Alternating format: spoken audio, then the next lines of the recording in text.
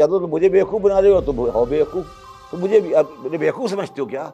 तुम क्या समझते हो बेवकूफ़ हूँ तुम्हारी मुस्कुराहट से और हँसता रहूँगा और तुम मुस्कुराहट लेके लोगों को बेवकूफ़ बनाते रहोगे और मैं सारी बकवास करता रहूँगा। तो बहुत तुम क्या कहना चाह रहे हो? तुम क्या इतने मासूम हो जो कह रहे हो? तुम्हें नहीं पता तुम क्या कह रहे हो?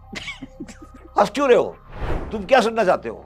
मैं गालियाँ दूँ? सर तुम क्या सुनना चाहते हो बताओ? तुम्हें सब पता है, मुझे सब पता है तुम क्या सुनना चाहते हो, मगर मैं क्यों अपनी ज़िंदगी खराब करूँ तुम्हें जवाब देके? तुम्हें पता है कि तुम क्या सुनना चाहते हो। मैं नहीं चाहता कि तुम्हें जवाब दूँ उस चीज़ का। तुम मेरा मुँह क्यों खुलवाना चाहते हो? तो अगर उस वफ़्त का जो IMF से आया है, उसका सरबराह कोई इंडियन आ जाए, फिर क्या करोगे तुम? फिर तुम्हारी क्या इज़्ज़त रह जाएगी? तुम इतने बेहया और नालायक हो, उन्होंने तुम्हारी औकात तुम्हें याद दिलाई है। अगर IMF की चीफ ने ये कह दिया कि आप हमारे साथ सही चल रहे हैं, तो उसका मतलब पाकिस्तान ठीक हो गया। आप ये कह रहे हो? नहीं, तासुर दे रहे हैं। तो कैश इसी तरह, हेडलाइंस इसी तरह चल रही है। एक दिन हेडलाइन चल रही थी यहया खान की कि इस पाकिस्तान में सब कुछ सेट है, अगले दिन इस पाकिस्तान में सरेंडर हो गया। मेरी ज़बान से कभी स्टॉक मार्केट के बारे में कभी गुफ्तगू सुनी है? आप क्यों नहीं करते वैसे बात? मार्केट जो है डबल हो गई। पहले ज़माने में एक हुआ करता था बंदा, उसको काला नाग बोलते थे, वो जुआ कराता था। पहले के ज़माने में रेस क्लब भी हुआ करता था। इससे ज़्यादा मैं कुछ कहना नहीं चाहता। तो रूल बुक आप ही नहीं लिखी है सर? क्या रूल बुक मैंने लिखी है? मैंने क्यों रूल बुक लिखी है? क्या दुनिया भर में स्टॉक मार्केट इसी तरह चलती है? हम इसको प्रमोट क्यों नहीं कर पाए? जिस दिन मैं जाके बैठ जाऊंगा चल जाएगी। सर आप बैठे हुए तो थे। नहीं, बेहतर बात देखिए, बात सुने। तो ये स्टॉक एक्सचेंज की बात नहीं करो, वो ज्यादा बात हो जाएगी, फिर लोग नाराज हो जाते हैं। 1992 के बाद से 2018 तक पाकिस्तान को रेप किया गया। नवाज शरीफ बेनजीर भुट्टो कुत्तों की तरह लड़ रहे थे। आज इमरान खान और नवाज शरीफ और जरदारी कुत्तों की तरह लड़ रहे हैं। जो गंदगी उछाल सकते हैं उछाली जा रही है। तो जो सामने बैठा है वो किस तरह करके हंस रहा है। सर वैसे ये जो 3 नाम लिए यही लड़ रहे हैं आपस में? मैं तुम्हारी बात को भी समझ गया कि उसको लड़ा रहा है। ये पिछले 75 साल से अगर तुम कह रहे हो कि और लड़ा रहा है और तुम डफर लड़ रहे हो, पागल ही हो ना। फिर ट्रंप लगाने जा रहा है टैरिफ, और टैरिफ में पहला झगड़ा हो रहा है उसका चाइना के साथ, अगला झगड़ा उसका होने वाला है इंडिया के साथ। तो अमेरिका चाहता है कि एक जो हमारा पुराना टाउट है, कौन? पाकिस्तान? ना मतलब टाउट भी एक बाइज्जत लफ्ज है। अस्सलाम वालेकुम। Former chairman FBR Shabbar Zaidi साहब हमारे साथ मौजूद हैं। सर बहुत शुक्रिया, आपने हमारे लिए वक्त निकाला। कैसे हैं आप? ठीक हैं? अच्छा सर, इकोनॉमी से लेकर और बिज़नेस से लेकर आज की डिस्कशन मुझे आपसे करनी है। सबसे पहले शुरू सर इससे करते हैं कि IMF के वफ़द ने चीफ जस्टिस ऑफ पाकिस्तान से मुलाकात की है। तो सर ये मुलाकात आपके लिए सरप्राइज़िंग नहीं है? बहुत से लोग तो इस तरह से सरप्राइज़ हुए हैं कि जैसे ISI के चीफ अचानक से प्रेस कॉन्फ्रेंस में आ गए थे, तो ये वाली मुलाकात भी कोई इस तरह की सरप्राइज़िंग नहीं है? एक मतलब आलमी इदारे का वफ़द, वो भी जो फाइनेंस करता है, और वो जो है चीफ जस्टिस ऑफ पाकिस्तान से मिल रहा है? देखिए, बिस्मिल्लाहिर्रहमानिर्रहीम, ये मुलाकात मेरे लिए सरप्राइज नहीं है बल्कि शर्मिंदगी है। अच्छा। शर्मिंदगी है ना, शर्मिंदगी ये है कि हमारी अदालत है, अदालत का एक सिस्टम है, ठीक है, और उसकी हम बड़ी इज्जत करते हैं और वह इज्जत है वो, ठीक है, मगर जो बाहर वाला है वो उसको सही नहीं समझता, इसलिए वो चेक करने आया है।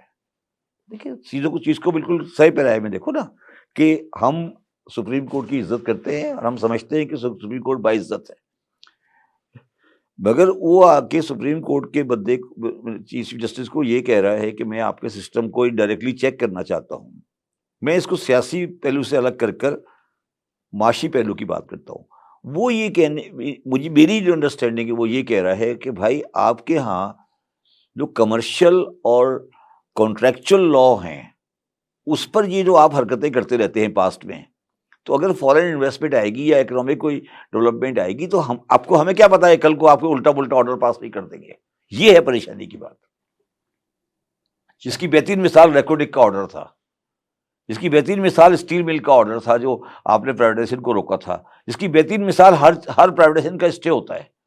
वो ये पूछ रहे हैं भाई कि तुम्हारा सिस्टम क्या है, तुम क्या करोगे? कल को मैं इन्वेस्टमेंट ले आया और तुम्हारी गवर्नमेंट दूसरी आ गई और तुमने पता लगा एक जज साहब आ गए जिन्होंने कुछ और दिमाग फैसला किया, फिर क्या होगा? फिर क्या होगा? तो सर गवर्नमेंट जो भी आए, अदालत को फैसला या चीफ जस्टिस को अपना कोई फैसला वो तो मेरिट पे करना होता है ना। तो IMF का मैंने अपने साथ वो रवैया देखा है कि मुझे पंजाब हाई कोर्ट के एक जस्टिस साहब ने बुलाया जिस जमाने में चीनी के प्राइस का झगड़ा चल रहा था। जहांगीर तरीन साहब का? नहीं, पुरानी बात है बहुत। अच्छा, बहुत। कि प्राइस का झगड़ा चल रहा था, चीनी की प्राइस का, और आपको अगर याद हो पंजाब हाई कोर्ट ने चीनी की प्राइस डबल कर दी थी। उन्होंने हमारी फर्म को कहा कि चीनी की प्राइस डबल कर दें। हमने कहा सर कर देंगे, हमें कागज दें। उन्होंने कहा नहीं जी, आधे घंटे में 2 घंटे में कर दें। तो हमने कहा सर ये नहीं हो सकती 2 घंटे में। उन्होंने हमें बहुत झाड़ा और 2 घंटे बाद प्राइस रिवर्ट कर दी। IMF वालों की बात को समझ नहीं रहे हैं, और मेरी बात को जो मैं IMF को सपोर्ट कर रहा हूँ वो सही आए। भाई आप कह रहे हो कि मैं 15 मिनट में बैठकर एक फाइनेंशियल ट्रांजैक्शन को उठा के बाहर फेंक दूंगा। वो 25 साल से इन्वेस्टमेंट के लिए प्लान कर रहा था, उसने सारी रिसोर्सेज लगाई हैं, आपने स्ट्रोक ऑफ पेन से उठा के बाहर फेंक दिया। क्या होगा फिर? ऐसे थोड़ी चल सकता है मुल्क। वो ये कह रहे हैं आपको, वो ये कह रहे हैं यार तुम अपने बंदों को जो मारना है मारो, उल्टा कत्ल कर दो, मगर ये तुमने जो कमर्शियल मैटर्स पे डिसीजन लेने शुरू कर देते हैं एट टाइम्स लिए गए हैं इस मुल्क में, ऐसे तो मुल्क नहीं चल सकता ना। सर देखें, अगर कमर्शियल मैटर्स पर डिसीजन लिए जा रहे हैं, माजी में लिए जाते रहे हैं, तो वो अदालत का इख्तियार है ना। इख्तियार तो हर चीज का है, इख्तियार तो तो ये इंटरफेरेंस नहीं है हमारे अदालती निजाम में? अगर कोई इस तरह का पैगाम दिया गया। मिसाल दी है ना, मैंने मिसाल दी कि chief justice of Lahore high court ने कहा चीनी की प्राइस डिटरमाइन कर दें। हमने कहा कर देते हैं, ऑडिट फर्म कर सकती है, कैलकुलेशन करेगी, ये करेगी, वो करेगी। उन्होंने कहा नहीं जी 2 घंटे में कर दें। हमने कहा 2 घंटे में नहीं हो सकती। उन्हें झाड़ के मैं वापस बाहर भेज दिया। 1-2 घंटे, 2 दिन बाद या शायद 3-4 घंटे में प्राइस डिटरमाइन हो गई खुद ब खुद। फिर क्या होगा? क्या होगा बताओ ना। मैं कुछ और कह रहा हूं, कुछ क्या होगा? इख्तियार तो है, उनको कर दिया उन्होंने, फिर क्या हुआ? साकिब निसार ने 50 ऑर्डर किए, क्या हुआ? इफ्तिखार चौधरी ने 50 ऑर्डर किए, क्या हुआ? क्या हुआ बताएं? जो ऑर्डर पास किया इफ्तिखार मोहम्मद चौधरी ने स्टील मिल के ऊपर, किसी अकाउंटेंट को दिखा दो वो खुदकुशी कर लेगा कि यार ये क्या लिखा हुआ है इसके अंदर। उसमें गोइंग कंसर्न वैल्यू के अंदर लैंड की प्राइस अलग से ऐड कर दी। अब क्या करूंगा बताओ मुझे, मैं क्या करूं? तो मैं फिर बाहर से चौकीदार लाके चेक करा रहा हूं, और क्या करूंगा? तो सर पहले तो ये था कि हमारी अदालतों से जो है मुल्क की सियासी पार्टियां कह लें या यहाँ के बिजनेसमैन कह लें, वो खुश नहीं थे अदालतों से। किसी के खिलाफ भी फैसला आए तो वो खुश नहीं होता। मगर अब ये आलमी इदारे मतलब अदालतों के ऊपर सवाल उठा रहे हैं। फिर तुम मेरी बात नहीं समझ रहे। आलमी इदारे आपकी भलाई के लिए आए ना। वो ये कह रहे हैं तो सर अब तो अबे यार मेरी बात वज़ीर आज़म से मिल रहे। वो ये कह रहे हैं कि भाई अगर तुम्हें मुल्क चलाना है मईशत में तो तुम ये काम नहीं करो। वो ये कह रहे हैं, वो ये कह रहे हैं कि तुम जो भी आइन की डिवीजन है वो करते रहो, और कमर्शियल और इकोनॉमिक मैटर में ये सब चीजें नहीं करो। ये कह रहे हैं वो कि यार खुदा का वास्ता है अपनी इख्तियारात को समझ लो पहले। वो ये कह रहे हैं अच्छाई के लिए आए, बुराई के लिए नहीं आए। सर वो बात ठीक है आपकी, मगर ये बात वजीर आजम से भी हो सकती थी। अब तो आपको पता है कि आईनी तरमीम के बाद जो है सुप्रीम कोर्ट के काफी मामलात अब तो हुकूमत। वजीर आजम से हो सकती होती तो आज ये होता पाकिस्तान। अच्छा, अगर वजीर आजम से हो सकती होती मतलब तो शहबाज शरीफ बिल्कुल ही किसी नहीं, शहबाज शरीफ की बात तो नहीं कर रहा मैं, तो हर वजीर आजम की बात कर रहा हूँ। सजाद अली शाह के साथ क्या हुआ, नवाज शरीफ साहब के साथ क्या हुआ, बेनजीर भुट्टो साहब के साहबा के साथ क्या हुआ। तुम किस दुनिया में रह रहे हो यार तुम लोग? या तो मुझे बेवकूफ बना रहे हो, तुम हो बेवकूफ। तुम मुझे बेवकूफ समझते हो क्या? तुम क्या समझते हो बेवकूफ हो? तुम्हारी मुस्कुराहट से और हंसता रहूंगा, और तुम मुस्कुराहट लगे लोगों को बेवकूफ बनाते रहोगे, और मैं सारी बकवास करता रहूंगा। अरे बहुत, तुम क्या कहना चाह रहे हो? तुम क्या इतने मासूम हो जो कह रहे हो? तुम्हें नहीं पता तुम क्या कह रहे हो? तुम्हें नहीं पता तुम क्या कह रहे हो? तुम क्या सुनना चाहते हो? हंस क्यों रहे हो? तुम क्या सुनना चाहते हो? मैं गालियां दूं? तुम क्या सुनना चाहते हो बताओ? तुम्हें सब पता है, तुम क्या सुनना चाहते हो? सर मैंने तो एक मासूमाना सा सवाल। नहीं मासूमाना को क्या, आप मुझे सब पता है तुम क्या सुनना चाहते हो, मगर मैं क्यों अपनी जिंदगी खराब करूं तुम्हें जवाब देके? तुम्हें पता है कि तुम क्या सुनना चाहते हो। मैं नहीं चाहता कि तुम्हें जवाब दूं उस चीज का। मैंने तो बता दिया कि वो क्या कह रहे हैं, मैं क्या जवाब दूं तुम्हें उसका? चले आपके लिए बायसे शर्मिंदगी आपने शुरू में शर्मिंदगी तो छोटा लफ्ज है। शर्मिंदगी बहुत छोटा लफ्ज है। शर्मिंदगी तो एक समझ लें एक लफ्ज है। ये इसका मतलब ये है कि वो ये कह रहे हैं कि यार तुम अपनी रियासत चलाने के काबिल नहीं हो, तुम इस काबिल नहीं हो कि तुम्हें मुल्क दिया जाए। तुम लोगों को ये मुल्क गलती से मिल गया है, तुम इस काबिल नहीं थे। इसलिए हम तुम्हें बताने आए कि यार अगर चलाना है तो यार ये जरा ABCD पढ़ लो। ये कह रहे हैं वो। देखिए सर, जिस काम में नदामत का डर हो उसको जरा छुपा के किया जाता है। माजी में हमने नहीं देखा भी, नदामत नहीं, अगर वो माजी में अगर हमने नहीं, देखा कि बहुत अगर वो छुपा के करते ना तो तुम बाज नहीं आते। That is exactly the point. अच्छा, तुम इतने बेहया और नालायक हो कि अगर वो ये काम छुपा के करेंगे ना तो तुम फिर कहोगे नहीं मैं चैंपियन हूं। उन्होंने तुम्हारी औकात तुम्हें याद दिलाई है, उन्होंने तुम्हारी औकात तुम्हें याद दिलाई है कि तुम्हारी ये औकात है, तुम्हारी ये औकात है।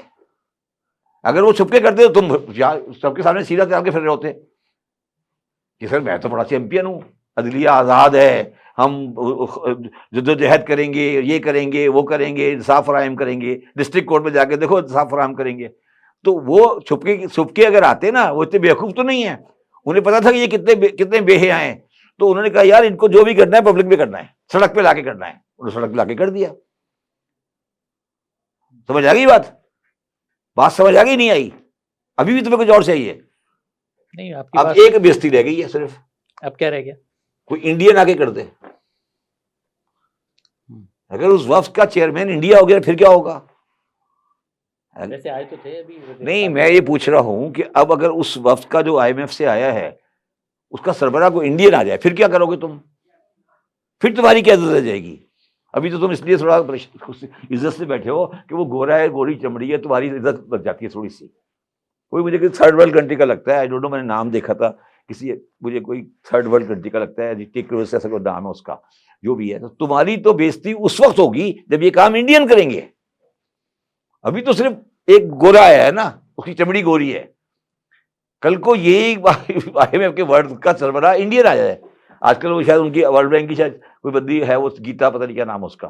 वैसे आप ये मामला काफी अच्छे से देखते हैं। इस तरह आईएमएफ का कोई वफ्द किसी भी मुल्क के जो उनका मकरूज हो या जो मेरे उनके ख्याल है किया प्रोग्राम में हो, उन्होंने, अफ्रीका वगैरह में करता है? हाँ, करते रहते हैं। मतलब अफ्रीका वगैरह के साथ अब हमें भी कंपेयर किया जा रहा है, इसीलिए मैं है वैसे भी उसी के लाइन में। ठीक है। देखिए मेरी बात सुने, एक बात मेरी सुने, दुनिया में 2 जगह अलकायदा थी, ठीक सॉरी है। 3 जगह अलकायदा थी, यमन, सूडान और पाकिस्तान। अफगानिस्तान और पाकिस्तान तो एक ही चीज है। दुनिया के किसी इलाके में इस वक्त, किसी इलाके में बहुत अरसे से इंसान खैज से नहीं मरा है। ठीक है। इस वक्त सूडान में इंसान खैज से मर रहा है, कैद से मर रहा है, लोगों के पास खाने को रोटी नहीं है, मर रहे हैं। और 2 पार्टी आपस में लड़ रही है, दोनों मुसलमान हैं। एक को सपोर्ट यूएई की है, एक को सपोर्ट इजिप्ट की है। ठीक है, तुम मेरा मुंह क्यों खुलवाना चाहते हो? ये जो मैंने बात की है इसमें गलत है? किस दुनिया में जगह इंसान इस वक्त भूख से मर रहा है? हम भी रात को सारे कोई 50,000 आदमी को सदके का बकरे का गोश्त खिला के खाना खिला देते ना, फिर भी खिला देते ना। सैलानी तो 4 लाख क्लेम करता है, जो भी 4 लाख को खिला देते ना। हम्म। किसी ने मुझे बड़ी अच्छी बात परसों की कि पाकिस्तान वो मुल्क है जहां पर मिडिल क्लास और गरीब आदमी बकरे का गोश्त नहीं खा सकता, मगर चर्सी बकरे का गोश्त खाता है रोजाना 4.5 लाख। बात सही है? ठीक है ना? तो किस दुनिया में बैठे हो यार? क्या मेरे साथ आगे चलो, मेरे साथ सीधी बात करो। तुम मुझे क्यों गुस्सा दिला रहे हो यार? अरे आप गुस्सा हो गए थे, मगर गुस्सा आप क्या अभी, मतलब? अभी ये आपने थोड़ी सी स्माइल दी है तो थोड़ा क्या इस्माइल क्या बोला? नहीं ये चर्सी यहाँ चर्सी बकरे का गोश्त नहीं खाता। अच्छा शब्बर साहब, हम अपने शो में अक्सर जो है पाकिस्तान की इकोनॉमी को लेकर बात करते हैं और आप हमेशा तहफ़्फ़ुज़ात का इज़हार करते हैं। इवन के जो नंबर्स आए थे इन पे भी आप सेटिस्फाई नहीं थे कि यार ये वाकई हमारी ग्रोथ हो रही है। तो मगर अब जो है वो एमडी जो आईएमएफ की एमडी हैं, उन्होंने मुलाकात की है शहबाज शरीफ साहब से और बाकायदा अब तो ख़बरें भी छप रही हैं कि आईएमएफ ने खुद कहा है कि पाकिस्तान जो है वो अब इस्तेहकाम और तरक्की की राह पर चल निकला है गामज़न। तो अब आप सेटिस्फाई हैं? आपको बड़े तहफ़्फ़ुज़ात रहते हैं हमारी। कौन सा प्रोग्राम है ये? मतलब आईएमएफ का कौन सा प्रोग्राम है ये? 23वां है ना? जी, जी। नहीं उन्होंने ये कहा है कि जो हमने कहा है वो आप कर रहे हैं। नहीं तो ट्राई टू अंडरस्टैंड, हाँ। उन्होंने कहा जो हमने कहा है आप कर रहे हैं। ठीक है, ये तो आईएमएफ ने कहीं गारंटी नहीं ली कि इससे आप तरक्की कर जाएंगे। नहीं खबरें छपी हुई हैं सर, क्या डॉन की खबर है? डॉन की क्या खबर क्या है कहा और है बाकी उन्होंने? सारा मीडिया तो ब्रेकिंग भाई में ये चला रहा कहा है ना कि आप जो आपने कहा है वो आप कर रहे हैं। है। आपने हफीज पाशा का बयान पढ़ा है अनएम्प्लॉयमेंट के बारे में? पढ़ा है? नहीं मेरी नजर फिर? से नहीं गुजरा। तो ये तो भाई आईएमएफ ने दुनिया के कौन से मुल्क को सही किया है, मैं ये पूछ रहा हूँ। आईएमएफ की अगर आईएमएफ की चीफ ने ये कह दिया कि आप हमारे साथ सही चल रहे हैं, तो उसका मतलब पाकिस्तान ठीक हो गया। आप ये कह रहे हो? सर आप ये हुकूमत कह तो रहे यही हो? तासुर दे नहीं रही है, नहीं, तासुर दे रहे हैं इसको तो। कैश इसी तरह, हेडलाइंस इसी तरह चल रही हैं, अखबारों की सुर्खियां यही हैं कि आईएमएफ के मैनेजिंग डायरेक्टर ने कह दिया। एक दिन हेडलाइन चल रही थी याया खान की कि इस पाकिस्तान में सब कुछ सेट है, अगले दिन इस पाकिस्तान में सरेंडर हो गया। हुआ था नहीं हुआ था? हुआ था। हाँ, ये तो तारीख है। तो फिर तारीख क्या मतलब? तो ये किस दुनिया में बैठे हो तुम?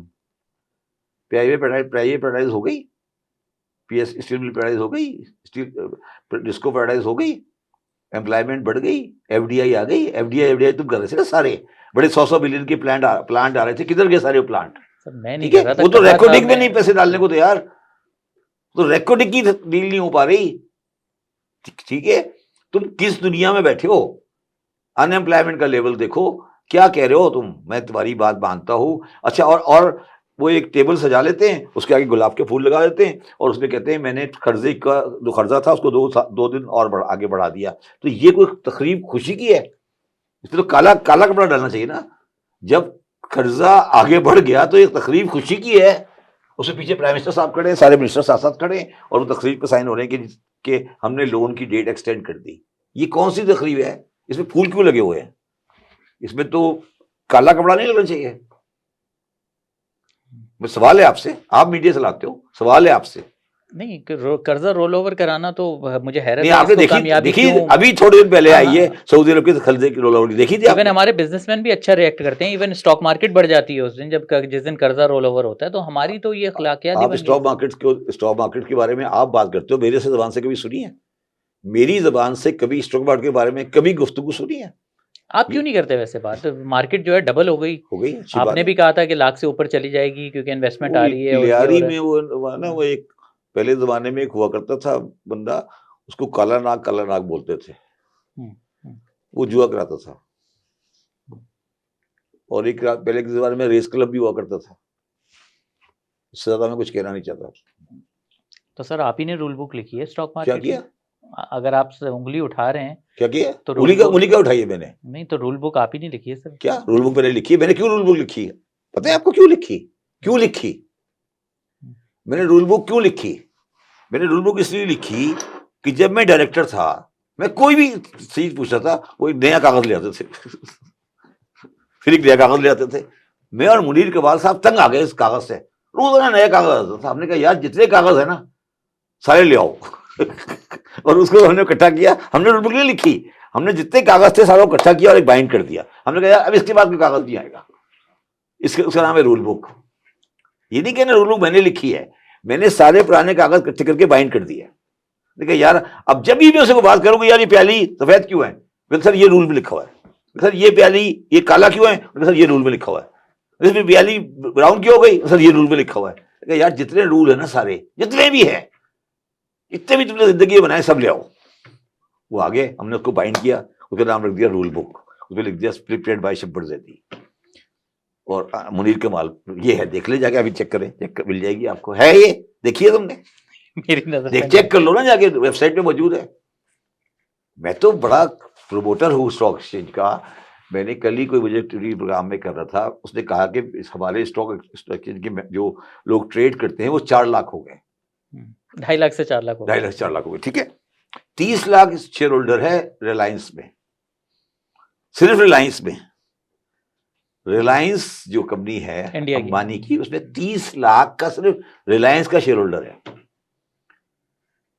ये पूछ रहा हूं, तो ये जो नंबर है आपको, जो 4 लाख आप कर रहे हो, इस 4 लाख में मैं मतलब बहुत सौ को तो इसलिए जानता हूं कि मैं बहुत सारी एजीएम होती है ना, एजीएम्स होती है, जो जनरल मीटिंग्स होती है, तो उसमें शेयर होल्डर्स आते हैं बेचारे, बड़े शेयर होल्डर्स आते हैं। नहीं नहीं नहीं नहीं नहीं, यही तो स्ट्रेटजी है इस मुल्क की। हम्म, कभी बड़ा शेयर होल्डर तो आता ही नहीं। अच्छा, बड़ा शेयर होल्डर तो 90% में आता ही नहीं कभी। इनविटेशन तो सबको जाता है, जिसके बाद 500 शेयर है उसके बाद भी अबे जाएगा। भाई, मैं अर्ज ये कर रहा हूं कि शेयर होल्डर एजीएम पाकिस्तान की जो होती है, अनलेस कोई कंट्रोवर्शियल मैटर हो, 15-20 बंदे ऐसे हैं जो हमेशा आके हर एजीएम में पंगेबाजी करते हैं, वो उनका काम ही है, ठीक है। और कोई 70-80 ऐसे जो बेचारे चाय पीने और पेस्ट्री खाने आते हैं। सुने मेरी बात, सुने, अच्छा, वो उस पे जो मैंने सबसे अच्छी बात देखी है, और अल्लाह उस पर रहमत करेगा, वो जितने भी आते हैं ना, उनमें से तकरीबन 90% दाढ़ी वाले होते हैं। इसलिए स्टॉक से बड़ी रहमत आती रहती है। जितने भी स्टॉक से मैंने जितनी भी एजीएम अटेंड की है, जितने भी शेयर होल्डर आते हैं ना, वो जो एजीएम अटेंड करते हैं, अच्छा वो तकरीबन सारे सेम हैं। बड़े मासूम से पर्देदार खवातीन आती हैं, बड़े अच्छे लोग आते हैं। मैं तो बड़ा मुतासिर होता हूँ, मेरा दिल चाहता है मैं दुरूद पढ़ूँ, मैं सलाम पढ़ूँ। मतलब ऐसा लगता है कि आप बिल्कुल किसी उसमें आ गए, किसी बड़े मिलाद में मिलाद नहीं, मिलाद तो यार, मिलाद तो बिदअत है। तो मिलाद तो वैसे ही नहीं है, हम तो सऊदी अरब को मानते हैं। मिलाद तो बिदअत है। स्टॉक मार्केट का आप जिक्र कर रहे हैं, तो आपने कहा कि आपने रिलायंस की मिसाल दी, फिर पाकिस्तान में आपने कहा कि 4 लाख हो गए हैं। तो सर ये नाकामी किसकी है? क्या दुनिया भर में स्टॉक मार्केट इसी तरह चलती है? इतने साल हो गए, तो अभी तक हम इसको प्रमोट क्यों नहीं कर पाए? अपने लोगों को समझा क्यों नहीं पाए? इन्वेस्टर को, आम इन्वेस्टर को क्यों नहीं लेकर आ पाए हम? क्या रीज़न है इसका? जिस दिन मैं जाके बैठ जाऊंगा चल जाएगी। तो सर आप बैठे हुए तो थे। नहीं, मैं तो दरबार, देखिए बात सुने, स्टॉक मार्केट जनरली होती है इंडस्ट्री के लिए बगैर कर्जे का कैपिटल रेस करना। बिल्कुल ऐसे ही है। ठीक है, क्या स्टॉक मार्केट पाकिस्तान में आज ये काम कर रही है नहीं कोई? कर रही, नहीं कर रही। अब तो नहीं कर, आईपीओस नहीं आ रहे काफी अच्छा, टाइम। खत्म हो गई। अच्छा अच्छा, अब आगे चलें।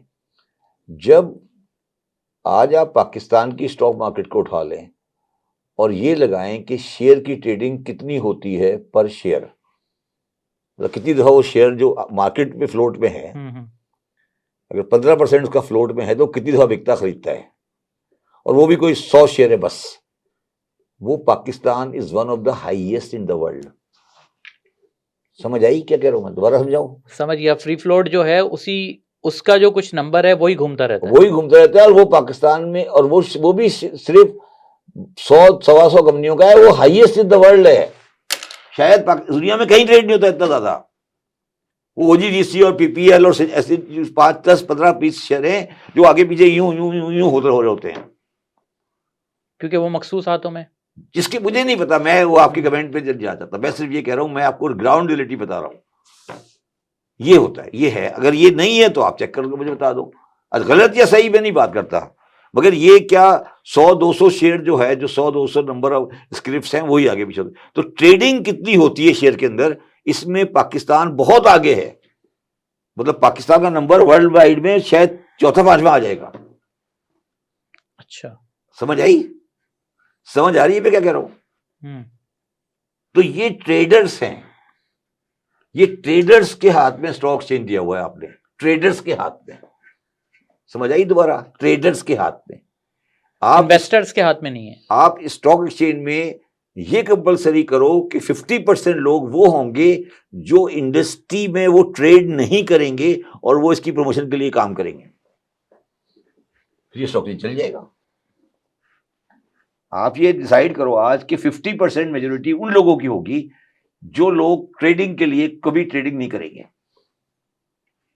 या उनकी फैमिली ट्रेडिंग नहीं करेगी, और वो सिर्फ स्टॉक एक्सचेंज की नई इश्यूज के लिए काम करेंगे। ठीक हो जाएगा। और ये बात, और दूसरी बात, मुझे एक बात बताओ, मेरे पास एक कंपनी है,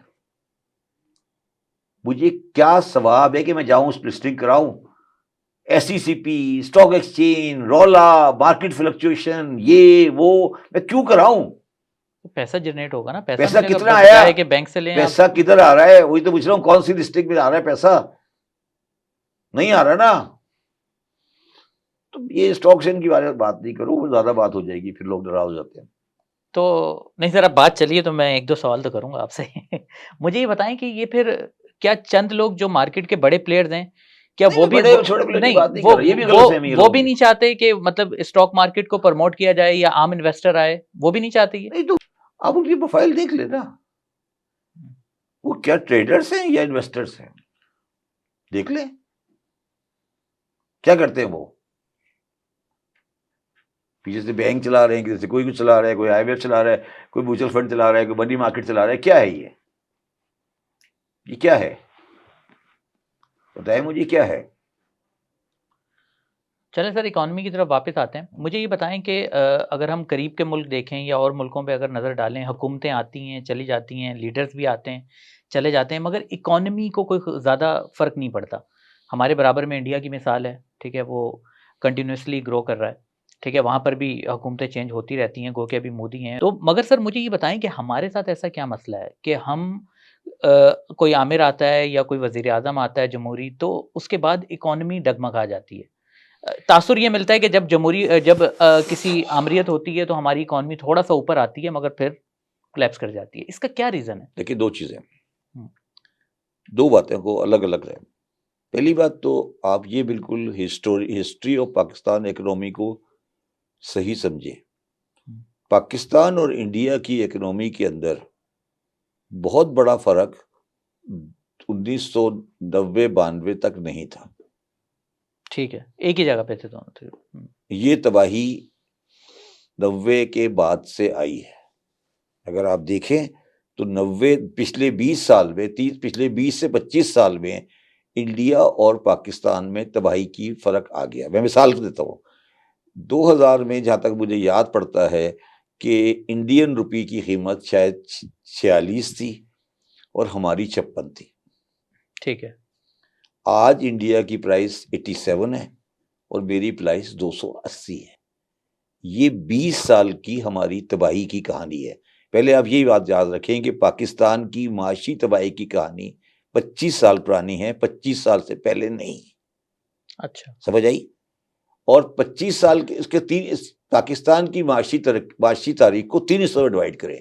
एक पहला पार्ट है पिछले 25 साल जिसमें हम ईस्ट पाकिस्तान के साथ थे। उसमें ईस्ट पाकिस्तान हमें चला रहा था बाय एक्सपोर्ट ऑफ जूट। फिर 25 साल 71 से लेकर 1992 तक हमने एक तरीके से मुल्क को चलाया, जिसमें भुट्टो साहब का नेशनलाइजेशन था और सब कुछ था। उसके बाद 92 में आकर हमने इस मुल्क को ये फैसला किया कि हम उसके माशी तौर पे पड़ख से उड़ा देंगे, और हमने 1990-92 के बाद से इस मुल्क के पड़ख से उड़ा दिए, बिल्कुल तबाही बर्बादी की एंड कर दी। और उस पूरी तबाही बुनियादी की बुनियाद जो थी वो मियाँ नवाज शरीफ का लाया हुआ प्रोटेक्शन और रिफॉर्म एक्ट था, जिसमें आपके पास ये राइट था कि आप स्मगलिंग का पैसा लेकर मनी एक्सचेंज के पास जाए, हुँ, वो आपसे ना रसीद मांगेगा, ना चेक मांगेगा, ना कुछ मांगेगा, ना कुछ मांगेगा, और वो उसके आपको डॉलर दे देगा, 2 अरब के भी दे देगा, और वही डॉलर जाके आप जमा कराएं और वो पाकिस्तान से बाहर रेमिट हो जाएंगे। इसको हम बोलते थे प्रोटेक्शन ऑफ रिफॉर्म एक्ट 1992। ये आगाज़ था तबाही और का। इसका जो प्रीएम्बल था वो एक लाहौर हाई कोर्ट का केस था जिसका नाम है हुदैबिया इंजीनियरिंग, जिसकी बड़ी दर्दनाक हिस्ट्री है, जिसमें और बहुत बड़े बड़े पर्दानशीनों के नाम आते हैं। ठीक है ना? तो अगर मेरी गर्दन इतनी पतली नहीं होती तो मैं इस पूरे मैटर पे एक पूरी 2000 सफ़े की किताब लिखता। ठीक है, शायद मरते वक्त लिख दूं। ठीक है, तो ये जो आपने प्रोटेक्शन और रिफॉर्म एक्ट पाकिस्तान में जारी किया, तो एक दफ़ा मैंने ये एक्ट जाकर लिंकन सिंह के एक लॉयर को दिखाया। हुँ, उसने मुझे जब लॉ को पढ़ा तो उसने मुझे पूछा कि ये आपके मुल्क का लॉ है? मैंने कहा हाँ है। उसने पूछा सर है, तुम नशे में तो नहीं हो? मुझे कहने लगा तुमने देख लिया है, ये कागज सही है? मैंने कहा ये है। उसने कहा कि अगर ये लॉ है तो फिर कोई लॉ नहीं है। उसने कहा अगर ये लॉ है ना तो फिर कोई लॉ की जरूरत ही नहीं है। तो एक बंदा एक्चुअल डॉलर लेकर, फिजिकल डॉलर लेकर स्विस बॉर्डर पे पकड़ा गया हुँ, चाइना में। उसने कहा भाई मैं किस लॉ में पकड़ा जा रहा हूँ? मुझे लिखा हुआ है कि आप ले जा सकता हूँ डॉलर, ये कहाँ लिखा हुआ है? मैं बक्से में रख के ले जाऊं? तो सर ये जो आप लोग सारे कहानियां पेश करते हो, मीशत की, ये तो पूछ लो मेरे से कि ये कहानी खराब कब हुई? अच्छा, इसमें बड़ी इंटरेस्टिंग बात है, ये जो लॉ आया जब ये मुशर्रफ की गवर्नमेंट आई जो कि बड़ा शदीद खिलाफ था नवाज शरीफ के, उसने फिर कंटिन्यू किया इसको। मैं सर यही आपसे पूछना चाह रहा मैं हूँ, नवाज़ यही तो शरीफ के बाद तो बेनज़ीर मैं भी आई, यही तो कह मुशर्रफ रहा हूं भी आपको, आया, मैं ये कह रहा हूं पीटीआई ये भी आई। 1992 के बाद से 2018 तक पाकिस्तान को रेप किया गया। और आपका खादिम वो वाहिद आदमी था जिसने 50,000 आर्टिकल लिखे कि ये खत्म करो, खत्म करो, खत्म करो, खत्म करो, और जिसमें एक्सचेंज कंपनियों से जंग करता रहा, और 2018 में आके वो लॉ तब्दील हुआ, और आज ये रुपए डॉलर का आना जाना थोड़ा सा हल्का फुल्का हुआ, ठीक है, जिसपे लोग मुझे बड़ी गालियां देते हैं। ये पाकिस्तान की खिदमत है जो मैंने की है जिंदगी में, और जो पाकिस्तान की तारीख लिखी जाएगी तो लिखेंगे कि ये प्रोटेक्शन और रिफॉर्म एक्ट को किसने किया, सही किया। और जिन साहब ने, कानूनदार साहब ने ये बनाया था, तो उन्होंने, जब मैं इसको चेंज कर रहा था तो उन्होंने मुझे कहा ये मेरी लाश पे से गुजरेगा, तो मैंने कहा सर आपकी लाश पे से गुजरेंगे, बिल्कुल हम गुजरेंगे आपकी लाश पे से। कौन साहब थे वो? थे, कानूनदान थे, पाकिस्तान के बड़े मशहूर कानूनदान थे, अभी हैं, हयात हैं? हयात हैं, ठीक है, बहुत मशहूर कानूनदान। उन्होंने कहा सर मेरी लाश पे से गुजरेंगे आप। मैंने कहा सर बिल्कुल, लाश पे, अगर लाश होगी तो लाश पे से गुजर जाएंगे। नाम बता दें। नहीं, जरूरत नहीं नाम बताने की। प्रोटेक्शन और रिफॉर्म एक्ट जब आया था, देख लीजिएगा, तो जो लाए थे उनको पता है, ठीक है। अब ये जो कानून आप ले आए थे, इसके बाद अगर आप ये कहते हैं कि पाकिस्तान स्टेबलाइज रहेगा इकोनॉमिकली, तो आप बेवकूफ है ना, डफर हैं, आप डफर हैं, ठीक है। अच्छा, अब ये 25 साल जो पाकिस्तान के गुजरे, इन 25 सालों में आपने सबसे बड़ी इन्वेस्टमेंट कर दी दुबई में पाकिस्तानियों की, ठीक है। हर पाकिस्तानी ने लंदन में, न्यूयॉर्क में घर बना लिया। किसी पाकिस्तानी का ने अपना लॉन्ग टर्म स्टेक पाकिस्तान में नहीं रखा। हर आदमी ने ये सोचा कि यार, पहले जमाने में ये जो सिलसिला था ना कि यार चलो बाहर पैसे रख लें, ये रख लें, ये 100 में से 5-10 आदमी में हुआ करता था। अब एक 5-10 करोड़ वाला भी सोचता है यार 5 करोड़ यहाँ है तो 5 करोड़ बाहर भी होने चाहिए। तो पाकिस्तान की थैली खजाने की खाली हो गई, खत्म हो गई कहानी। इसमें 98 का वो वाला किरदार भी है जब नवाज शरीफ 98 ने कोई ताल्लुक नहीं है, जब कोई ताल्लुक नहीं है, डॉलर अकाउंट फ्रीज कर दिए थे वो तो नवाज अलग, वो शरीफ तो ने। एक छोटा सा वाकया था, कोई ताल्लुक नहीं है इसका।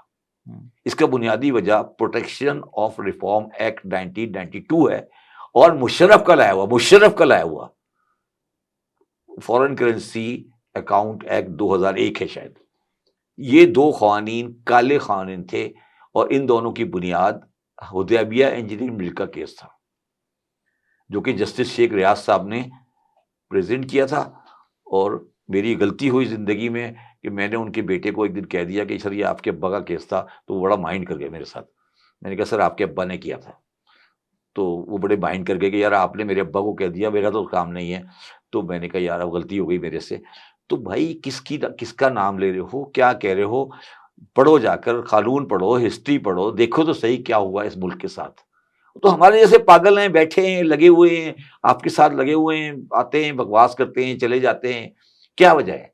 मगर क्या वजह है? आज फैसल, मैं बड़ी बात नहीं कर रहा, मगर जब आज मैं किसी बाजार में जाता हूँ, लोग आके मेरे हाथ चूमते हैं, कहते हैं यार जब्बार साहब आप पागल हैं मगर बात सच करते हैं। तो मैं ये कह रहा हूँ कि ये जो सारी कहानी आप कह रहे हो इंडिया के सामने, इंडिया की 1990 या 92 की बजट स्पीच आप पढ़ें मनमोहन सिंह की, जो प्रॉब्लम आज पाकिस्तान में है ना, जो प्रॉब्लम आज पाकिस्तान में है, वो सारी वहां पे थी। इतनी ज्यादा थी कि उन्हें अपना गोल्ड स्विट्जरलैंड बेचना पड़ा, ठीक है, याद है आपको? बिल्कुल तो मशहूर वो 1992 से आज तक कैसे सही हो गए? तो वापस भी ले लिया उन्होंने। हम क्यों यहां से यहाँ चले गए? सोचो ना कभी, हम क्यों चले गए? तो ये जनरल मुशर्रफ हो, ज़िया-उल हक हो, बेनज़ीर भुट्टो हो, इमरान खान हो, ये सब पाकिस्तान की अवाम की मईशत की भलाई नहीं चाहते। ये सारे गैलरी में खेलते हैं, इनका पाकिस्तान के अवाम से कोई ताल्लुक नहीं है। ये एक लैंड क्रूजर वाले हैं सारे। इनमें से कौन सा आदमी लैंड क्रूजर वाला नहीं है मुझे बताओ ना, इंक्लूडिंग इमरान खान। बताएं मुझे, है कोई? चलें सर, अब वो मुझे ये बताएं कि इमरान खान जब मेरे पीछे खड़ा था, जब मैं ट्रेडर से लड़ रहा था ना, तो इमरान खान क्यों डर गया फजल रहमान के धरने से कि तुम अपना ट्रेडर के खिलाफ बंद कर दो? मैं ये कह रहा हूं कि ये भाई ये लड़ाई लड़ना चाहते हैं उस वक्त तक जिस वक्त तक फौज इनके साथ खड़ी होती है। जिस दिन लड़ाई वो बंद, उसके बाद लड़ाई बंद कर देते हैं। कब तक लड़ना है बताओ ना मुझे। वो सामने वाला जो फौजी है तुम उसको समझते क्यों नहीं हो? फौजी का कोई रोल नहीं है, फौजी का सिर्फ एक रोल है कि अगर खुदा ना खास्ता लॉ एंड ऑर्डर टूट जाए तो कौन आगे समझाए संभालेगा? हाँ, आप क्या करते हो, हर 10 साल बाद तोड़ देते हो, फिर वो आते, फिर वो बैठ जाते, फिर आप कहते हो वो क्यों आ गए, फिर वो आप तोड़ देते हो, फिर वो आगे बैठ जाते हैं, फिर आप कहते हो क्यों आ गए। यार पहले ये तो सुनो कि तोड़ता कौन है, ये तोड़ता कौन है? नवाज शरीफ और बेनजीर भुट्टो कुत्तों की तरह लड़ रहे थे, कुत्तों की तरह, ठीक है ना। आज इमरान खान और नवाज शरीफ और जरदारी कुत्तों की तरह लड़ रहे हैं, एक दूसरे की जात पर, एक दूसरे की औरतों पर, एक दूसरे के किरदार पर जो गंदगी उछाल सकते हैं उछाली जा रही है, उछाली जा रही है ना। कैसे कैसे मौजूद डिस्कस हो रहे हैं, तो जो सामने बैठा है वो किस तरह करके हंस रहा है। सर वैसे ये जो 3 नाम लिए हैं यही लड़ रहे हैं आपस में? यार मैं तुमसे कुछ और कह रहा हूं, मैं कुछ और बात कर रहा हूं। मैं तुम्हारी बात को भी समझ गया कि उसको लड़ा रहा है, ये तो और बड़ी बेवकूफी है ना कि वो लड़ा रहा है और तुम लड़ रहे हो। तुमने कुछ तारीख से कुछ नहीं सीखा, तुम तो उससे बड़े डफर हो ना कि तुम ये पिछले 75 साल से अगर तुम कह रहे हो कि और लड़ा रहा है और तुम डफर लड़ रहे हो तो तुम पागल ही हो ना। फिर तुमने देखा नहीं भुट्टो और नवाज शरीफ में किस तरह लड़ाई हुई, तुमने देखा नहीं कि लड़ाई कैसी हुई। तो इसका मतलब चलो अगर मैं तुम्हारी बात मान भी लूंगा और लड़ा रहा है तो वो कामयाब है, तुम तो डफर हो ना, तुम तो पागल हुए ना। फिर पागल खाने में जाना चाहिए सबको, तो इसलिए मिलिट्री गवर्नमेंट को सपोर्ट करनी पड़ती है ना। कौन क्यों नहीं करे? वो कहता है यार ये तो एक दूसरे के कपड़े फाड़ देते हैं एक दूसरे, क्यों नहीं, क्यों आज या बेनजीर भुट्टो और नवाज शरीफ विसाखी मईशत हुआ ना, किसने कराया? फौज ने कराया था। फौज ने, तो खुद क्यों नहीं कर लिया? नहीं खुद क्यों नहीं कर लिया, मैं पूछ रहा हूँ यही बात। मिसाके जमहूरियत जो हुआ था उसके बाद क्या हुआ? उसके बाद भी तो कुछ, मैं कुछ कहने की कुछ कोशिश और कर रहा हूँ। जमहूरियत हो गया, उसके बाद फिर आपने कहा यार ये जो पुरानी वाली कठपुतली है ना, अब पब्लिक ज्यादा एडमायर नहीं कर रही, अब जरा मॉडर्न कठपुतली लानी। खत्म होगी बात, मैंने भी कहना था कह दिया। तो आप फैसला कर लो, कौन सा बंदा है इस मुल्क में, कौन सा बंदा है जो ये नहीं चाहता कि एस्टेब्लिशमेंट उसके साथ हो। इसमें कोई बुराई नहीं है, मगर कभी ये सोचो कि वो दूसरे पॉलिटिकल बंदे के साथ क्या गुफ्तगू करता है, किस लहजे की गुफ्तगू करता है। ये गलती है या सही, गलत है या सही है? कभी आपने जहां पे असेंबली के अंदर लीडर ऑफ अपोजिशन और लीडर ऑफ हाउस के दरमियान की कुर्सियां साथ साथ है बिल्कुल, कभी आपने नवाज शरीफ बेनजीर को साथ बैठे देखा था? नहीं। कभी आपने इमरान खान और शहबाज शरीफ को या इमरान खान को साथ देखा है? तो अगर आप साथ कुर्सी पे बैठ नहीं सकते, दरमियान में रास्ता है, फिर क्या होगा? उसमें दरमियान में कोई 10-15 बिरासी भी दरमियान में खेल रहे। वैसे हमारे सियासतदान जो है वक्त पड़ने में तो शब्बर साहब एक हो जाते हैं। कब होते हैं, कब हुए? आपको नवाज शरीफ और जरदारी का वो मुआहदा याद नहीं है जिसको जरदारी साहब ने तोड़ दिया था कि ये कोई कुरान और हदीस नवाज शरीफ का इसलिए मुआहदा हुआ कि तीसरा खिलाड़ी खड़ा हो गया था। सियासतदान कम से कम ज़बानी एक दूसरे के खिलाफ कोई लिमिट क्रॉस नहीं करे। मैं ये कह रहा हूँ ना आपको, मैं ये कह रहा हूँ कि यार ये जो आप रोजाना सुबह आके शाम को आके, इमरान खान की गवर्नमेंट भी रोज शाम को आके कहते हो कि वो वाला चोर था, ठीक है, ये आके कहते वो वाला चोर था, ये कहानी कब तक चलेगी यार? मैं पूछ रहा हूँ आपसे, मैं ये पूछ रहा हूँ आपसे, ये कब तक चलेगी कहानी? कभी बंद होगी या नहीं होगी? यही हो रहा है ना, यही हो रहा है ना। शाम को 8:30 बजे के करीब एक आदमी आता है, वो कहता है ये वाला आदमी जो पहले वाला था चोर था। ये गलत कह रहा हूं? सही। फिर चलें सर आगे बढ़ते हैं। मुझे ये बताएं कि दुनिया के जो तरक्की याफ्ता मुल्क, अभी चीन तरक्की कर रहा है, एक माशी मिसाल है, इंडिया ग्रोइंग इकोनॉमी है। इन दो का जिक्र इसलिए करते हैं, हमारे पड़ोसी भी हैं और हम लोग काफ़ी इंस्पायर होते हैं इससे। मुझे ये बताएं कि इन दोनों मुल्कों के आपस में बहुत से तनाज़ात हैं, ठीक है, सरहदी तनाज़ा भी है, माजी में जंग भी हो चुकी है। हाँ, आपकी ख्वाहिश है? नहीं सर, नजर भी आता है, अभी फौजी मरे थे चीन और इंडिया। आगे चलो। अच्छा, सवाल मेरा सर ये है कि इन दोनों ममालिक का सरहदी तनाज़ा भी है, मगर ये लोग तिजारत भी करते हैं, ठीक है। माना कि हमारी भी इंडिया से जंगें हो चुकी हैं, मगर हम इतने कड़क अफसर क्यों बने हुए हैं कि हम इंडिया से तिजारत नहीं करेंगे या इंडिया हमसे नहीं करेगा? आखिर इंडिया से तिजारत के लिए नफरत हमारे दिमागों में इतनी क्यों डाल दी गई है? देखिए, मैंने बहुत बुरी बात है, नहीं मैंने करनी आपके चाहिए। प्रोग्राम में भी कहा था कि इंडिया की तिजारत को खोलने के खिलाफ पाकिस्तान की फौज नहीं है, बल्कि पाकिस्तान का बिजनेसमैन है। बिजनेसमैन है। अच्छा। बिजनेसमैन है, वो एनवायरनमेंट नहीं है। ठीक है। और दूसरी बात ये है कि जो दुनिया अब डेवलप होने जा रही है आफ्टर ट्रम्प, सर मैं आपके इख्तिलाफ इस बात पे करूंगा कि सबसे ज्यादा तो डैमेज हमें चीन ने किया है, जब हमारे बिजनेसमैन चीन से राजी हैं, क्योंकि चीन तो पूरी दुनिया को टक्कर दे रहा है ना। इंडिया से अगर चीन से राजी नहीं है, चीन से मजबूर है। अब वो कहां से लाएंगे जूते के बच्चे के जूते, औरतों के बनते ही नहीं है। राजी क्या है, राजी क्या मतलब क्या होता है, कहां से लाएंगे टोयोटा का स्पार्क प्लग?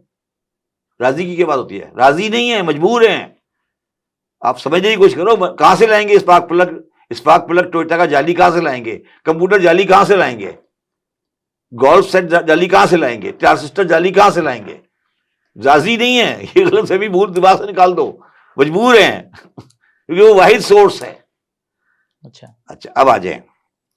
अब जो आपको ये अभी आपने बड़ी अच्छी बात की, बड़ी खुशी की बात की कि वो उसने वर्ल्ड बैंक वाली ने कहा कि भाई आप लोग तरक्की की राह पे पड़ गए हैं। वो भी आया, उसने जिसको कहा कि इंसान के बच्चे बन जाओ, सीधे हो जाओ बिल्कुल सारे, और हम आपके साथ पीछे खड़े हैं। तो ये इसलिए होने जा रहा है कि ट्रम्प लगाने जा रहा है टैरिफ, और टैरिफ में पहला झगड़ा हो रहा है उसका चाइना के साथ, और अगला झगड़ा उसका होने वाला है इंडिया के साथ। ठीक है। जब अमेरिका और इंडिया का झगड़ा थोड़ा सा टैरिफ वाला बढ़ेगा, ऑब्वियसली उनमें इतनी अकल है कि वो बढ़ने नहीं देंगे। तो अमेरिका चाहता है कि एक जो हमारा पुराना टाउट है, कौन? पाकिस्तान? ना मतलब पाकिस्तान टाउट भी एक बाइज्जत लफ्ज है। पुराना जो हमारा एक कह लें कि एक इलाके का छोटा सा बदमाश है, इलाके का छोटा सा वो है, वो हमारे साथ चले। वो आके बेचारे हमें ये आजकल ये हमें चुरन बेच रहे हैं वो, कि यार हमें तुम टैरिफ शरीफ के करौला पड़ने वाला है, तुम हमारे साथ चलना। तो अच्छी बात है, हमारे लिए काम आ रहा है हमारे पास। नहीं ना, मैं तो कह रहा हूँ काम आ रहा है, मगर वो मैं जो समझाने की कोशिश कर रहा हूँ कि वो काम वो ये अफोर्ड नहीं कर सकता ट्रम्प कि वो इंडिया और चाइना दोनों से दुश्मनी ले ले। ये हमें समझ नहीं आ रही। अब हम फिर यही समझेंगे कि ट्रम्प इंडिया से दुश्मनी लेगा और हमारे साथ पंगेबाजी करेगा, हमारे साथ दे देगा।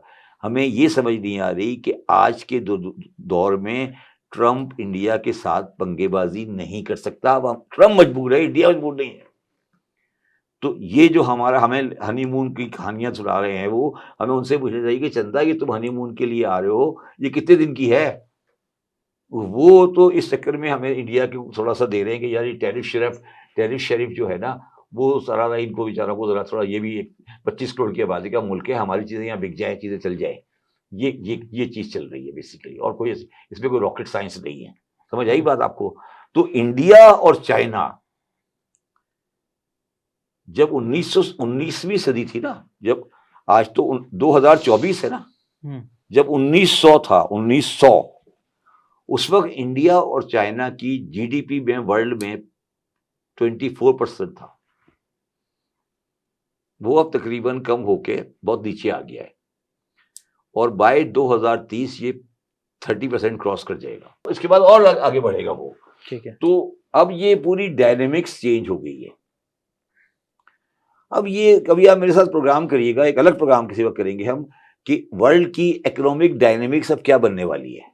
तो ये जो आगे तब्दीली होने वाली है, इस तब्दीली को आप फोर्सी नहीं कर रहे, मगर इंडिया के साथ झगड़ा करना पाकिस्तान का, खुदकुशी तो एक छोटा लफ्ज है, खुदकुशी से भी ज्यादा बड़ा वर्ड है। अगर कोई पाकिस्तानी ये समझ के कहता है कि इंडिया से दुश्मनी करो, तो उससे बड़ा बेवकूफ कोई नहीं है माशी तौर पर। यार वो मुझे बताए ना, वो कश्मीर डे बनाया था 5 तारीख को, फिर क्या हुआ? सर उसको हाफिज नईम कहाँ है आजकल? उसको छोड़ें, छुट्टी तो आपने नहीं, भी हाफिज बनाई नईम होगी। कहाँ है? नहीं, मैंने नहीं बनाई। क्यों? नहीं हाँ, एक बात, नहीं सीरियसली बता रहा हूँ, मैं 5 तारीख को दफ्तर में था। मैं पूछ रहा हूँ हाफिज नईम कहाँ है आजकल? वो तो गए थे ना, कश्मीर की तरफ जा रहे थे ना, वो किधर गए, रास्ते में कहाँ रुक गए, वो पता नहीं कौन सा वानी, पता नहीं कौन से वानी के लिए कर रहे थे, तो क्या हुआ उसका आगे क्या बढ़ा। अभी आपने कहा कि इंडिया से तिजारत जो है जो नहीं करेगा वो बेवकूफ होगा। हाँ, वो हमारे बिजनेसमैन नहीं चाहते, फौज इस चीज पे राजी 100% हो सकती है या है कि मतलब इंडिया से तिजारत जी हो। बिल्कुल। तो सर मुझे ये बताएं कि हमारे यहाँ तो सबसे, इसमें तो कोई शक नहीं है कि फौज एक बहुत ताकतवर इदारा क्या? है, फौज एक बहुत ताकतवर इदारा है, और फॉरेन जो मामलात हैं वो काफी हद तक फौज के सुपुर्द हैं और वही इसके ऊपर फैसला करते हैं। तो हमारे क्या बिजनेसमैन फौज से भी ज्यादा ताकतवर हैं कि इस मामले में, मतलब वो नहीं चाहते, फौज चाहती है, और आप कह रहे हैं कि मतलब क्या बाजार बंद कराना अफोर्ड कर सकती है फौज? एमक्यूएम तो करा देती थी। नहीं, वो तो एक शहर बंद करा दिया, गोली मार दी, 1 घंटे ही होते थे ना, 1 घंटे ही होता था ना, तो 3-3 दिन बंद रहा है 3 कराची। दिन बंद रहा था, फिर आखिर में प्रॉब्लम आ गई थी। ये आप भूल जाएं, ये आप भूल जाएं कि बाजार बंद होंगे कभी। अब आज तंदूर बंद हो जाए ना, खुला के दिखा दो मुझे तुम, मैं ये कह रहा हूं आपको, और ये राइटली सो है। ये 3 करोड़ की आबादी का शहर है। आज बता दो किसी टाइम पे कोई एसेंशियल सप्लाईज, आज तक कोई एसेंशियल सप्लाईज आप बताएं, इस खराबी के बावजूद, इस टूटी फूटी सड़कों के बावजूद, कभी आपने किसी एसेंशियल सप्लाई की कमी देखी? कभी आपने देखा कि कराची में किसी जगह पर ऑयल नहीं मिल रहा हो, खाने का तेल नहीं मिल रहा हो, या खाने की चीज नहीं मिल रही हो, या सब्जी नहीं मिल रही हो? ये इस शहर की ब्यूटी है, और ये इस मुल्क की ब्यूटी है कि सप्लाई चेन जो है वो इंतहाई अच्छी तरह ऑर्गेनाइज हो चुकी है। इसकी वजह यह है कि गवर्नमेंट नाकाम हो चुकी है। अच्छा सर, आप अभी एफडीआई की बात कर रहे थे कि एफडीआई नहीं आ रही, और अक्सर हम अपने प्रोग्रामों में नहीं आज नहीं आ रही, क्यों आई है कोई तो बता दो। नहीं, वही मैं उसी तरफ आ रहा नहीं हूँ। आई है तो बताओ ना। सर आप इतने नाखुश नजर आते हैं, उधर ये जो एक अमेरिकन बिलियनियर बिजनेसमैन आए हुए हैं, जेनेटरी बेच साहब हैं, ये जेनेटरी बीच हैं, वो साहब आए हुए हैं और वो बड़े बड़े मुआहदे कर रहे हैं। अभी जो है दुबई में शहबाज शरीफ साहब से मुलाकात हुई है आज। किस चीज की आप प्लाट जानते हैं वैसे इनको? किस चीज की, किस का प्लाट, कितनी वर्थ है? किस चीज का प्लाट लगा रहे हैं? मैं यही कह रहा हूँ, मतलब ये हैं कौन? मैं अच्छा, गूगल कर रहा था, मुझे कुछ खास मैं मिला फिर नहीं आपको ये इनके बारे बता में। दूं कि वो तो, उसको तो मैं नहीं जानता, मगर जो आप दुनिया, नहीं जानते? वो इतने सुन बड़े लो ना बात बिलियनियर हैं पूरी, सर। बात पूरी सुन लो पूरी। हम्म। जो पाकिस्तान का दुनिया का तीसरा सबसे बड़ा फंड है, उसको मैं पाकिस्तान में लाया हूं अभी, और वो मैंने उसकी मुलाकात औरंगजेब से करवाई है, मैं खुद भी गया था। अच्छा। मैं पाकिस्तान के लिए जो कर सकता हूँ वो कर रहा हूँ, आप लोगों को बता के नहीं करूंगा, मैं आपको बता के नहीं करूंगा। सबसे बड़ा 3rd लार्जेस्ट फंड है अमेरिका का, उसको मैं लाया हूँ पाकिस्तान में, वो इन्वेस्ट कर रहे हैं। इसको तो आप नहीं लाए, नहीं, जेंट्री इसको को? मैं नहीं लाया, और वो आया था, वो औरंगजेब को मिला भी था, शायद प्राइम मिनिस्टर को भी मिला था, और वो लोग हेल्थ सेक्टर में इन्वेस्ट कर रहे हैं। अच्छा। और वो बहुत बड़े हैं, दुनिया में वन ऑफ द लार्जेस्ट है। तो ये नहीं सोचता हम इनको नहीं मानते, मगर हम, पाकिस्तान तो हमारा है ना। पाकिस्तान बिल्कुल हमारा है और तो इंशाल्लाह फिर रहेगा।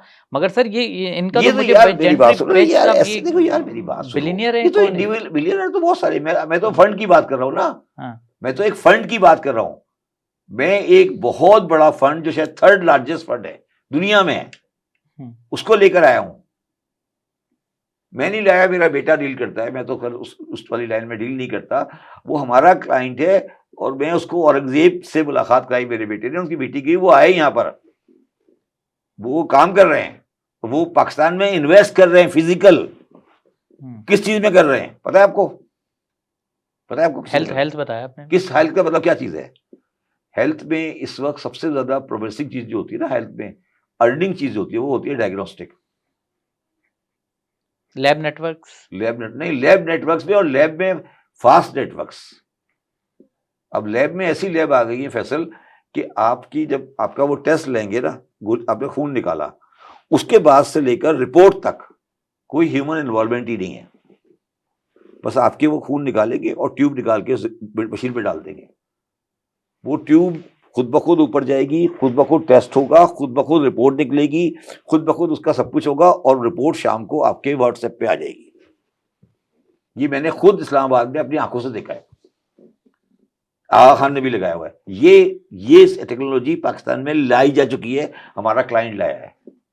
सिर्फ इतना ह्यूमन इन्वॉल्वमेंट है कि वो खून तो इंसान का निकालेगा ना, वो निकाल के वो एक जगह डालता है, और वो खुरान जब ट्यूब डाली जाती है उसके बाद से वो ट्यूब के साथ किसी का कोई इंटरवेंशन नहीं है, वो ट्यूब सक होती है, सब होके जाके ऊपर जाके निकलती है, निकल के टेस्ट होता है, टेस्ट के बाद रिपोर्ट निकलती है, रिपोर्ट जाके उस बंदे के मोबाइल फ़ोन के अंदर आता है कि आपका ये रिपोर्ट है, शाम को ना कोई लेना ना कोई जाना, ना आना ना देना, ख़त्म। ये टेक्नोलॉजी ऑलरेडी वो ला चुके हैं। ये है पाकिस्तान, दिस इज़ पाकिस्तान, और यही पाकिस्तान में आगे होना है और यही दुनिया में आगे होना है। इसमें ना इमरान खान है, ना नवाज शरीफ है, ना फौज है, ना आसिम मुनीर साहब है, ना जलल फैज़ है, ना कमर बाजवा है। ये सारी चीज़ें अब पुरानी हो गई। मैंने जो आपको चीज़ बताई, ये पोजीशन आपके सामने है। कोई, मैं तो हैरान रह गया, उसमें कोई ह्यूमन इंटरवेंशन नाम की चीज़ ही नहीं है। उस यूँ जाके सक होती है, सक होने के बाद वो चली गई, ख़त्म। अब ये मैं आपको कहने की कोशिश कर रहा हूँ, मैंने कल भी किसी को कहा था करप्शन इंडेक्स के ऊपर कि पाकिस्तान में सिर्फ वहाँ करप्शन नहीं है जहाँ पर ह्यूमन इंटरवेंशन ख़त्म हो गई है। 2 मिसालें देता हूँ आपको मैं, एक आइडेंटिटी कार्ड और एक पासपोर्ट। पाकिस्तान में ही बनते हैं ना, कोई अमेरिका में तो नहीं बनते ना। मगर आप जैसे आम आदमी, किसी भी आम आदमी, मेरे जैसे आम आदमी के लिए जनरली एक अच्छी जगह अवेलेबल मौजूद है ना। बेहतरी आई है बहुत इन दोनों बेहतरी नहीं सर, सर ख्वारी तो है ना, लंबी लंबी लाइनें लगी हुई हैं, 24 घंटे का नादरा खुला हुआ है, बात कर रहे हैं, और फिर भी लंबी लाइनें लोगों की लगी हुई हैं। गलत बात कर रहे सर मैं अपनी आंखों से देखता हूं, गलत बात हमने करो, इसके ऊपर रिपोर्ट सुन की है, लो ना, डॉक्यूमेंट्री बनाई है। मेरी बात सुनो। मैं अभी अपने आईडी कार्ड के लिए मेरा रिवाइज हुआ है, मेरा खो गया था और मैंने अपना पासपोर्ट बनवाया है। मैं बिल्कुल सिंसियरली बता रहा हूँ, मैं बगैर किसी सिफारिश के गया, बिल्कुल सिफारिश से नहीं गया। आपको तो लोग देख के, अरे यार सुन ले मेरी बात, मैं बगैर सिफारिश के गया, उसने मेरे पासपोर्ट बनाया। ये जरूर है कि मैं एग्जीक्यूटिव सेंटर में गया था, उससे कितने पैसे लिए होंगे, 5,000 शायद, कितने पैसे हैं एग्जीक्यूटिव सेंटर के। मैं आपको सिंसियरली कह रहा हूँ, डिफेंस में गया, उसने मुझे पासपोर्ट तकरीबन कोई 2 हफ्ते बाद दे दिया। किसी किस्म की कोई चीज़ नहीं थी। उसने मेरी प्रोफाइल निकाली, उसने मुझे बताया ये है। मैंने कहा जी, कोई, अगर आप ये कह रहे हो कि पासपोर्ट में पाकिस्तान में तकलीफ है तो आप गलत बात कर रहे हो। मैं ये कह रहा हूँ सर, जाएं जरा सदर के वाले अरे पासपोर्ट यार, ऑफिस में, नहीं है, ये गलत है यार। देखो फैसल, यही तो पाकिस्तान का प्रॉब्लम है कि जहां अच्छाई आई है उसको भी आप नहीं मानते। मशीन रीडेबल पासपोर्ट आज भी दुनिया, मैं मानता हूं कि करप्शन और ये कम हो गई होगी, यार मतलब पॉसिबल ही नहीं है। पासपोर्ट के अंदर नाजायज पासपोर्ट बनना पॉसिबल ही नहीं है अब। ये मैं मानता हूं, मगर रश की रश अलग चीज है। मैं आपको एक बड़ी इंटरेस्टिंग बात बताऊं। मैंने पासपोर्ट, जो नाजरा वाले एक बंदे से बड़ा इंटरेस्टिंग सवाल किया। मैंने कहा आप मुझे ये बताएं कि मैं थंब इम्प्रेशन लगा रहा हूँ, मेरा होता है ना ये जो बैंक अकाउंट के लिए, मैं ट्रस्टी हूँ SIUT का, बहुत जगह लगता रहता है, मेरा वो थंब इम्प्रेशन होता है, क्या बोलते हैं इसको, नाम होता है ना कुछ, बायोमेट्रिक कहते हैं। Biometric, yes. मैंने कहा बायोमेट्रिक में कोई पॉसिबिलिटी है कि मेरे थंब इम्प्रेशन किसी और के साथ कभी मिल जाए? आपको पता है उसने क्या जवाब दिया मुझे? उसने कहा कि ये तो हमारे पास है और दुनिया के पास है, आज तक तारीख में कभी दो बायोमेट्रिक एक से नहीं मिले। ये है अल्लाह ताला की शान। उसने कहा कि एक बंदे ने 1980-85 में एक बायोमेट्रिक दिया, कभी कहीं इंटीरियर में पंजाब में, बाद में पासपोर्ट बनाने में आया कोई 50 साल के बाद, 40 साल के बाद, नाजरा ने पकड़ लिया, साहब इस आदमी का तो बायोमेट्रिक, इस बंदे का तो बायोमेट्रिक कहीं गया है। ये नाजरा के पास आर्टिफिशियल इंटेलिजेंस है, तुम ट्रैक करके देख लेना बायोमेट्रिक पे। हम वो नालायक लोग हैं जो अच्छाई को भी एक्सेप्ट नहीं करते। बायोमेट्रिक पे मानते हो? नहीं भाई, इससे बेहतरी आई है सर। मैं काश के रश भी कम हो जाता, मैं रश की बात कर रहा हूँ, बाकी इनमें तो बेहतरी आई है। आगे चलो सर, हम अपने प्रोग्राम में हुकूमत की परफॉर्मेंस अच्छी नहीं होती तो हम उसे बुरे लफ्ज़ों में याद करते हैं, कोई अच्छी चीज़ नज़र आती है तो तारीफ़ भी करते हैं, मगर एक मज़े की चीज़ होने जा रही है तो मुझे लग रहा है इस पर आप हुकूमत की तारीफ़ करेंगे। तैयब उर्दवान साहब जो है वो पाकिस्तान का दौरा कर रहे हैं, तो एक काफ़ी अरसे के बाद एक बड़े रहनुमा आए, तो हुकूमत की खारजा महाज पर बड़ी कामयाबी है। आपको तो ये पता ही है ना कि वो कंट्री जो है इसे साहिल तस्लीम किया हुआ है। जी जी, वो सर एक अलग इशू क्या है। अलग क्यों है? ऐसे तो वो UAE ने भी किया हुआ है। अलग क्यों है? सऊदी अरब भी बातें करता है। अलग क्यों है? अच्छा, दूसरी बात, देखिए अच्छी बात है कि एक बड़े मुल्क का सरबराह आ रहा है, बड़ी अच्छी बात है। और मैं ज़ाती तौर पर तैयब अर्दोगान वाली जो पार्टी है तुर्की में, उसका शदीद मुखालिफ हूँ, क्योंकि वो जो पार्टी है वो लोग हमारी कॉस्ट, हम गॉलिस्ट है जो दूसरे वाला जो है, क्योंकि हमारा बड़ा रिलेशनशिप है उसके साथ। तो तुर्की के माशी हालात इस वक्त बहुत ज़्यादा अच्छे नहीं हैं, ठीक है, मगर तैयब अर्दोगान साहब आ रहे हैं और वो ये चाहते हैं हमसे, मेरे ज़ाती हिसाब में, कि सीरिया जो है और जो आगे डेवलपमेंट होने वाली है उसमें हम उनके साथ चलें। अब आप मुझसे पूछेंगे सीरिया में क्या होने वाला है, बता दें। ठीक है, नेटो कहाँ तक है? NATO is limited to Europe, ठीक है, उसका आखिरी मुल्क है टर्की। नेटो का मतलब क्या होता है? नेटो का मतलब होता है कि उसकी पॉलिटिकल सिक्योरिटी की गारंटी अमेरिकन ने ली होती है, उनकी बेसिस होती है नेटो की, ठीक है। तो ये आ गया तुर्की, तो ये आ गया सीरिया, और ये आ गया इसराइल।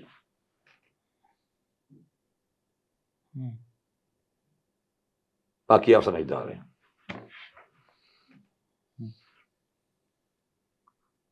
ये आ गया तुर्की, ये आ गया इसराइल, और ये आ गया तुर्की, ये आ गया शाम का नया रिजीम।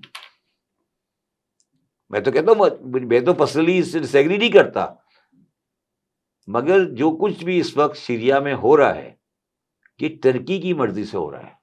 अच्छा या बुरा मैं नहीं कह रहा, टर्कीश फोर्सेस लड़ रही हैं, एम आई राइट? ठीक है, तो आप बस मैं आपसे ये कह सकता हूं कि आग से जरूर खेलो मगर अपना दामन बचा के। तो आप हमारा मसला ये होता है कि हम आप ये कह रहे हैं कि तुर्की जो है वो इसराइल के कैंप में प्ले कर रहा है या उनके लिए प्ले कर रहा है? नहीं, वो पूरी वर्ल्ड जो पूरी, यार देखो, मैं तुम्हारे साथ प्रोग्राम करता रहा हूँ गजा के अंदर, गजा के बारे में मुझे उस दिन इतना अफसोस हुआ एक तस्वीर देख कर के गजा में एक बिल्डिंगें गिरी हुई हैं और वह अमेरिकन अब उन्हीं लोगों के लिए कैंप लगवा रहे हैं। ये है ना तस्वीर, देखियो कि तुमने, ये क्या मजाक है, ये क्या मजाक है कि आपने गिराया अब वो कैंप लगा के दोबारा बन रहा है। क्या क्या किया आपने? वो यही कह रहे हो ना कि आपने गिराया, पूरा गिराया, दोबारा कैंप लगाया। मैं ये कह रहा हूं कि जो कुछ मिडिल ईस्ट में हो रहा है उस मिडिल ईस्ट के कैंप्स के अंदर से तुर्की भी उसका हिस्सा है। बस मेरी आपसे एक दरखास्त है, बस पाकिस्तान के फॉरेन पॉलिसी वालों के साथ, हम तारीखी तौर पर इंडिया का हिस्सा है, मिडिल ईस्ट का हिस्सा नहीं है। दोबारा समझाऊं मैं, पाकिस्तान एक दरमियान में है मिडिल ईस्ट और इंडिया के। हम तारीखी, समाजी, रवायती, लिसानी, ज़हनी, हर लिहाज से इंडिया के साथ हमारे रिश्ते हैं। हमारा कोई रिश्ता मिडिल ईस्ट से नहीं है, चाहे वो ईरान हो, चाहे वो सऊदी अरब हो, चाहे वो तुर्की हो, चाहे वो यूएई हो, चाहे वो सऊदी अरब हो, चाहे वो अफगानिस्तान हो, ये हमारे साथ कोई इनकी एफिनिटी नहीं है। और इसका जो बॉर्डर है वो पाकिस्तान है। अब आपको ये फैसला करना है फैसल कि आपने ईस्ट की तरफ देखना है या वेस्ट की तरफ देखना है। ये पाकिस्तानी पाकिस्तानी वज़ारत खारजा का फैसला है। और ये जो बंदे हैं इन्होंने ईस्ट की खिड़की बंद की हुई है, उस पर लगा दिया शटर, ठीक है। जब शटर लगा दिया ईस्ट वाली खिड़की के ऊपर, सर हम तो वहीं देखते हैं ना जहाँ से हमें कुछ मिलता है। ईस्ट नहीं पे नहीं ईस्ट नहीं से हमें नहीं क्या नहीं नहीं मिलेगा? नहीं नहीं नहीं नहीं नहीं, ये गलतफहमी है आपकी, ये गलतफहमी, नहीं नहीं नहीं नहीं, ये गलतफहमी नहीं रखना मिलता है, ये आपके दिमाग का खन्नास है। क्योंकि आप कहते हो, जब आप जुमला शुरू करते हो तो आप लिखते हो हमारा दुश्मन मुल्क इंडिया। सर अब तो नहीं दिखते वैसे, नहीं, काफी चेंजिंग आई है। अब तो पहले 19-20 का फर्क है। आप 19-20 का फर्क है ना, 19-20 का ही फर्क है ना, या क्या फर्क आया है आपका? क्या आपने कोई मीडिया में, कोई आपने ट्रेड में, कोई आपस में वीज़ों में, कुछ चीज़ों में आपने कोई दिखाया कि किसी जाके, या कोई आपने चीज़ दिखाई कि जी हमारे साथ इनको, हमें वापस जाना है या मिलना है या कुछ करना है? कोई चीज़ नज़र आ रही है आपको नज़र आ रही है? आप तुर्की, यूएई, यही कर रहे हो ना, यही खेल खेल रहे हो ना, यही खेल खेल रहे हो ना। इंडिया में कॉन्फ्रेंसेस होती होंगी, लाखों की तादाद में होती होंगी ना। कभी पाकिस्तान नहीं जाते कॉन्फ्रेंस में? चलो वज़ीर आज़म नहीं जाए, छोटे आदमी जाते हैं कभी? बताए ना, क्यों नहीं होता? देखिए अब तो उल्टा चक्कर चल रहा है, वो नहीं आना चाहते, वो एक अलग सब्जेक्ट है। बट आप मुझे बताएं ना कि आपने तो खिड़की ईस्ट की बंद की हुई है, मगर एक बात याद रखना कि सूरज ईस्ट से निकलता है, वेस्ट से नहीं निकलता। चलें सर, डिस्कशन को यहीं क्लोज करते हैं, इंशाल्लाह दोबारा भी आपसे मुलाकात होगी। Thank you.